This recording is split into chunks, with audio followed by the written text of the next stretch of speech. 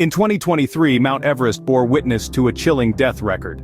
The highest peak, once the ultimate challenge for climbers, became the site of a tragic end for many brave souls. This wasn't just a local disaster, it reverberated globally, claiming lives from Australia, Canada, Nepal, Hungary, India, Singapore, Malaysia, USA, Moldova, and China. Imagine all these climbers with their dreams and stories all halted abruptly on Everest's unforgiving slopes, leaving behind families, friends, and loved ones to mourn. It's a sobering record that has deeply shaken the climbing community. Adding to the tragedy, the Nepal government bears responsibility, having issued a record 479 climbing permits that year, each costing a hefty sum. It was a grim invitation to the summit, one that resulted in devastating consequences. But why? Why did so many people lose their lives? Could this tragedy have been avoided? These are questions we'll delve into as we try to understand what really happened on Mount Everest in 2023. But hey, don't forget to hit like, comment your thoughts, and subscribe. Remember, every tap counts as one step closer to the peak of Content Mountain, and you don't even need a permit.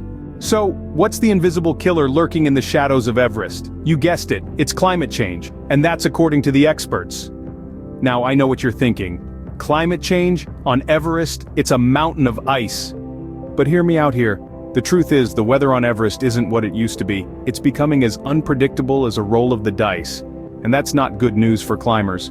In the past, we could rely on the weather maintaining a certain pattern. Climbers knew when to pause, when to push, and when to turn back.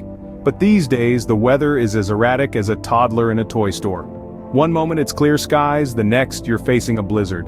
This variability, this unpredictability, it's deadly. In just 1 year, this invisible killer contributed to one of the deadliest seasons on Everest. That's right, 17 climbers from all around the globe lost their lives to this unseen menace. But the damage doesn't stop there. Increased human activity on Everest is giving climate change a helping hand. With a record number of climbing permits issued in 2023, the traffic on Everest is higher than ever. And what does that mean? More human activity, more strain on the environment, more ice loss. Yes, you heard it right. Everest, the world's tallest peak, is losing its icy crown. The glaciers are melting, losing significant ice year after year. It's like watching a king slowly being robbed of his royal jewels, one gem at a time. And just like that, the world's tallest peak is losing its icy crown. Ouch! Ever thought about moving a mountain? Well, some have thought about moving Everest's base camp. Imagine the audacity of that idea. To change the starting point of the world's highest peak's climb, that's like moving home plate in baseball or shifting the goalposts in a football match, but in this case, the stakes are much higher. We're talking about Mount Everest here, not just any mountain, but the highest mountain on Earth. So why this radical suggestion? Well, it's the climate change. With glaciers losing significant ice in recent years, and the variable weather contributing to one of the deadliest seasons on record, some believe moving the base camp lower down could be a solution. A solution to make the climb a bit safer, a bit more predictable. But here's the twist.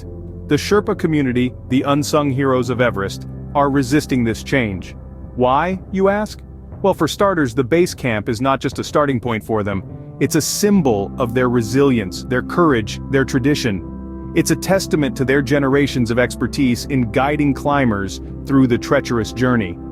And it's not just about tradition. The Sherpas understand the mountain better than anyone. They know that moving the base camp won't erase the dangers. It won't stop the unpredictable weather or the melting glaciers. It won't prevent inexperienced climbers from attempting the summit. Instead, they argue, efforts should be focused on preserving the environment, limiting the number of permits, and ensuring only experienced climbers attempt the summit.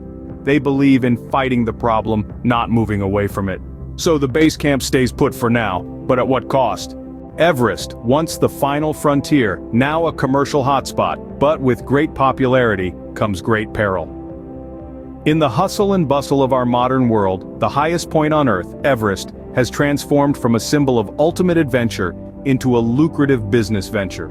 A place once tread by only the bravest and most experienced of mountaineers, Everest is now swarmed by climbers of all skill levels. Lured by the thrill and prestige of conquering the world's highest summit, the Nepal government, recognizing the potential financial windfall, has been issuing a record number of climbing permits each year. In 2023 alone, 479 permits were issued. That's nearly 500 individuals, each paying a staggering £1,200 for the chance to stand on top of the world. But here's the rub. This surge in interest hasn't come without a heavy price.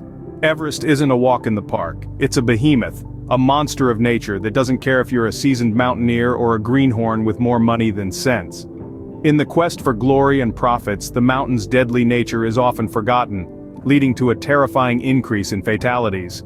The commercialization of Everest has led to a surge of inexperienced climbers attempting the perilous summit. Without the necessary skills, preparation, and respect for the mountain, these climbers are biting off more than they can chew. The result? One of the deadliest years on record, with 17 lives lost to the mountain in a single season. The allure of Everest is undeniable. The thrill, the prestige, the adrenaline rush. But let's not forget, Everest is more than just a commercial opportunity or a trophy to be won. It's a formidable force of nature that commands our utmost respect and caution. Everest isn't your neighborhood hill, folks, it's a beast that demands respect. Now let's bring the numbers to life. Meet some of the brave souls who dared to dance with the icy giant. There was a 59-year-old woman from India. Her name was Suzanne. She was not just a climber, she was a symbol of strength, a beacon of courage. She got ill and got evacuated, but later died of illness at the hospital. Then there was Jason, a 40-year-old man from Australia. He had a dream to conquer the highest peak in the world. With a heart full of hope and a spirit that refused to bow down, he set off on his journey. But Everest in its cruel majesty had other plans. He died of illness on the mountain and the body never was recovered. From Nepal, we had Ranjit.